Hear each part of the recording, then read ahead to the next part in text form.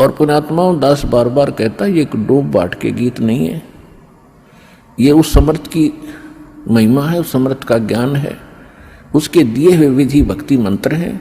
इनसे वही लाभ होगा जो दास बता रहा है, भगवान ने बताया है।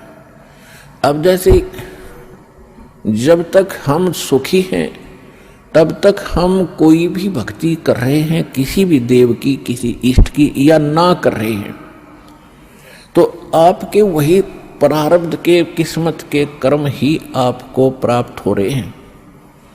जैसे किसी ने इन्वर्टर की बैटरी चार्ज कर रखी है, वह फुल हो ली और फिर चार्जर लगाया नहीं, तो वह फिर भी काम कर रही है। चार्जर हटा रखा है, चार्जर है ही नहीं आसपास भी, और ना चार्ज लगाने की कोई बिजली उपलब्ध है, तो फिर भी वो चल रही है, खूब काम कर रही है, पंखे भी, लाइट भी खूब चल रही है। तो जब तक वो बैटरी चार्ज है तब तक तो नो प्रॉब्लम, और जब वो बैटरी होगी डिस्चार्ज, फिर प्रॉब्लम, नथिंग एल्स। तो पूर्व जन्म के जिसके जितने संस्कार, पुण्य कर्मी, जितने उसने बैटरी चार्ज कर रखी है, कोई प्रधानमंत्री बना है, कोई राष्ट्रपति बना किसी देश का,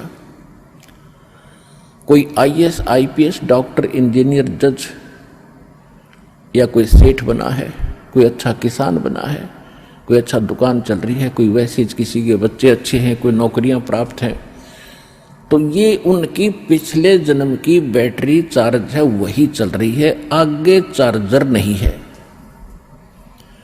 और जब आगे चार्जर नहीं है तो वो बैटरी जब तक पूर्व जन्म की चलेगी, फिर कैर टूटने लगेंगे, जब दुख शुरू होंगे, वो पुण्य खत्म हो जाएंगे। हमारे जीवन में पुण्य और पाप दोनों साथ हैं। जब तक पुण्यों का दौर चलता है तो हम सोचते हैं हम बिल्कुल सुखी हैं, और ये भी सोचते हैं हम ऐसे ही निभाएगी, ऐसे ही चलेगी। और जब वो पुण्य समाप्त हो जाते हैं, वो बैटरी डिस्चार्ज हो जाती है, और फिर पाप का दौर शुरू होता है।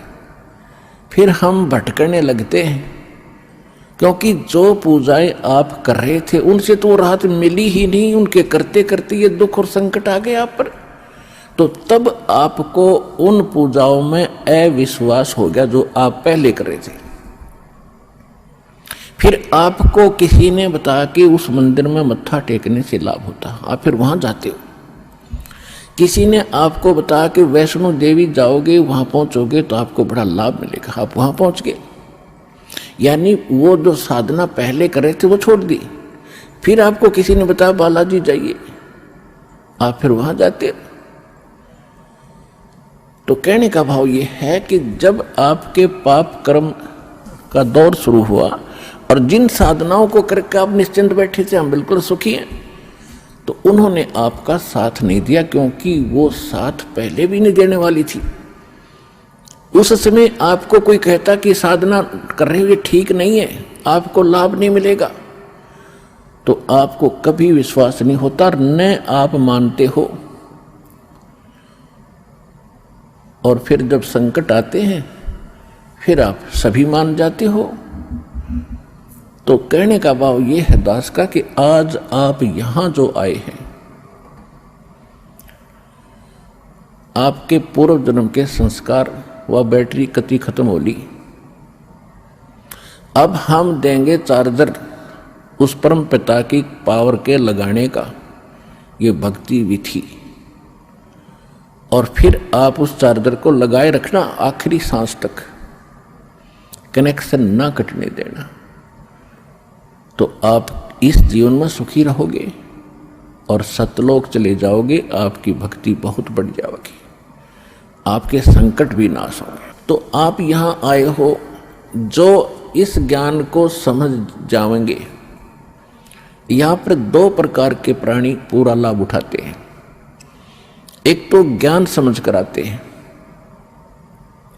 और दूसरे जो सब जगह भटक भ्रम लिए और कहीं से लाभ मिला नहीं, और फिर वो यहाँ टिक जाएंगे, अकोर की तक ठिकाना नहीं, सब जगह जा लिए। तो फिर उनकी व्यवस्था होगी, मजबूरी होगी यहाँ आने की, और यहां आते रहे तो वो लाभ मालिक देगा। फिर हम ज्ञान सुनाते हैं यहां बैठाकर आपको। तो यहां आपसे प्रार्थना की जाती है, जब तक सत्संग चले आप सब चिंताएं और इधर उधर की गल्ला बातें छोड़ के ध्यान से सत्संग सुनो। चाहे कोई रोगी है, चाहे कोई संकट है किसी प्रकार का, आप एकाग्रचित्त होकर सत्संग सुनोगे तो राहत मिलेगी और ये ज्ञान ग्रहण होगा। इस ज्ञान से आपको 70% लाभ तो ज्ञान से मिलेगा। लाभ का मतलब है आत्मा में दृढ़ता आवेगी हर प्रकार की, और 30% फिर बाकी जो संकट है वो आपकी भक्ति और लाभ से होगा। क्योंकि दास इसलिए कह रहा है इस ज्ञान से कि कई ऐसे दुख हैं जो बेमतलब के बड़े होते हैं। अब कबीर साहब कहते हैं, कबीर मैं तो जब डरूं ये मेरे ही संग हो, भाई मौत बुढ़ापा आपदा ये सब काहू को हो। ये इस तरह के जो ज्ञान के वचन हैं ये उस रोगी को, संकट वाले को बड़ा सहारा देंगे जो मृत्यु सैया पर है और ये सोच रहा है मेरा क्या होगा। देखो यहां कोई ना रहा और ना रहेगा। किसी की 2 दिन पाछे टिकट कट जाएगी, किसी की 10 दिन पहले कट जाएगी। यहां नहीं रहना किसी ने। लेकिन दुर्भाग्य उन प्राणियों का होगा जो सतलोक आश्रम बरवाड़ा जिला हिसार में ना आए होंगे। वो कति खाली जाएंगे, कति खाली टोटली नष्ट करके जाएंगे जीवन को। और जो यहाँ आ गया, नाम भी ले लिया, प्रथम नाम लेकर भी उसका जीवन अंत हो गया, वो भगवान का हो गया, वो परमात्मा के जुड़ गई वो आत्मा, उसमें बीज पड़ गया भक्ति का। और अब ये हजारों वर्षों तक ये ज्ञान और ये समाधान चलेगा। अब वो जो बीमार रोगी है सब जगह थक लिए जब यहाँ ले आए और उसकी होगी मृत्यु नाम लेकर के, आप तो चाहे कुछ भी सोचो लेकिन भगवान ने अपना बच्चा ले लिया अपनी शरण में। मृत्यु बेशक होगी, वो अगले 10 महीने मालेगा, 10वें महीने यहाँ भगवान के दरबार में नया शरीर होगा, नए शरीर भक्ति करेगा। परमात्मा ने तो अपनी आत्मा देखनी, हम अपना स्वार्थ देखते हैं। और 10 दिन 1 2 4 महीने और भुगता तो हम ही कह देते भगवान इसने ठा ले, हे भगवान ठा ले। हम भी तंग हो जाते, पैसा भी समाप्त हो जाता। तो कहने का भाव ये है कि आप इस ज्ञान को सुनो, समझो, अपनी सोच धारणा कति खत्म कर दो। जो ज्ञान दास बताता है ये गॉड का, परमात्मा का दिया हुआ विधान है और ये अटल है, ये सत्य है, इसमें ऐसा ही होगा। और जो सच्चे दिल से आते हैं उनका रोग भी ठीक होगा और मोक्ष भी, भक्ति मिलेगी। इसी जीवन में मोक्ष भी हो जाएगा जो दृढ़ रहे तो।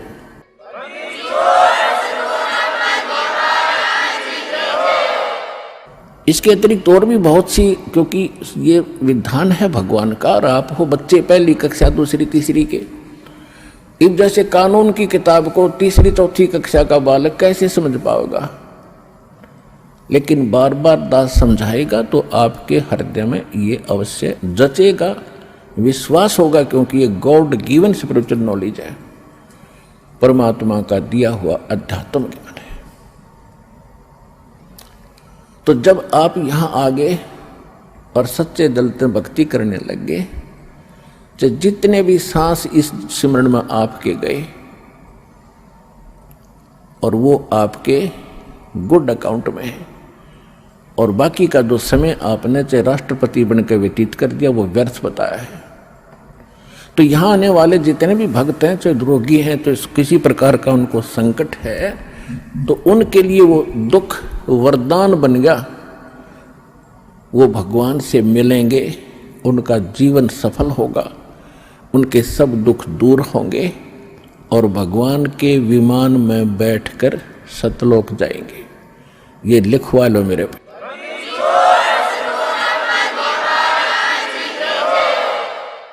अब इन बातों से आप जी को बड़ी दृढ़ता आवेगी, ये सच्चाई है।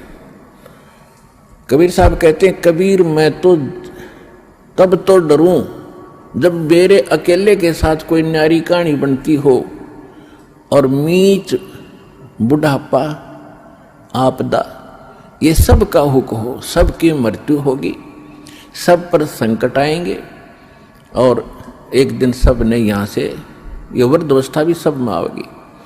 और जब हमारी शरण में आप आ जाओगे, परमात्मा कहते हैं जब हमारी शरण में आ जाओगे तो फिर आपको इन दुखों से निवारण होगा। अब जैसे मृत्यु भी होगी तो आम व्यक्ति की तरह नहीं होगी जो भक्तिहीन मरा करते हैं।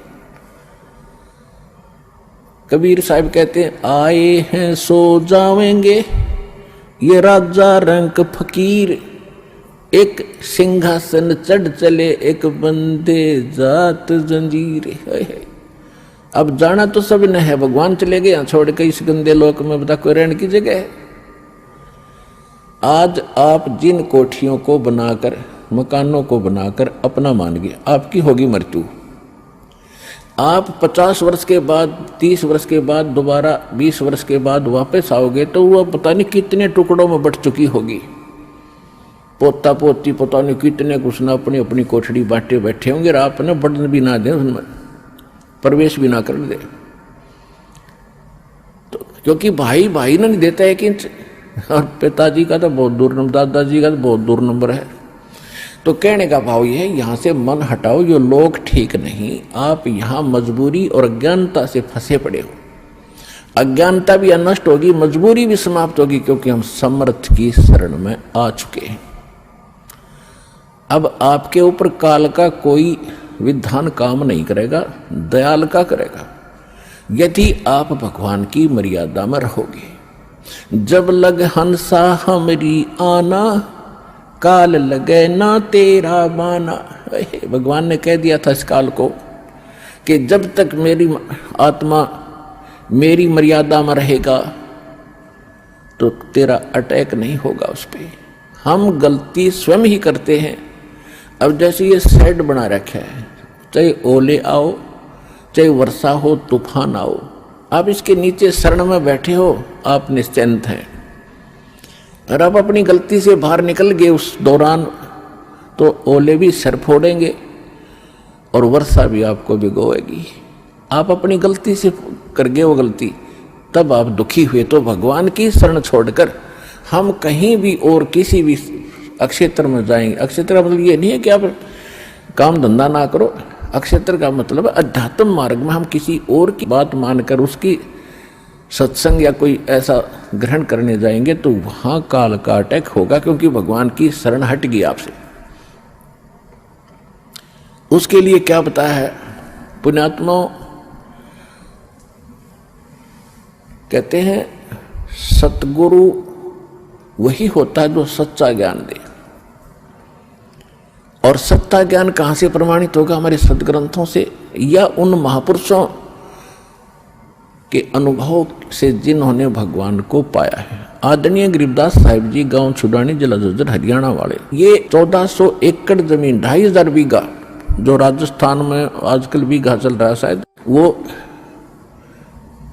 लगभग आधा एकड़ से भी ज्यादा होता था, पौना एकड़ के करीब 1 बीघा होता था। तो ऐसे 2500 बीघा के किसान थे, जाट थे गरीबदास जी, और उनको परमात्मा मिले थे सतलोक से आकर, जैसा भगवान मिला करते अच्छी आत्माओं को, दृढ़ भक्तों को, और सतलोक ले गए थे। और वहां सब व्यवस्था दिखा कर उनको वापस छोड़ा था। गरीबदास जी को मृत जानकर, 10 वर्ष के बालक थे, मृत जानकर चिता पर रख दिया था। उस समय भगवान ने ऊपर सब कुछ दिखाकर वापस छोड़ दिया था, वह जीवित हो गए थे।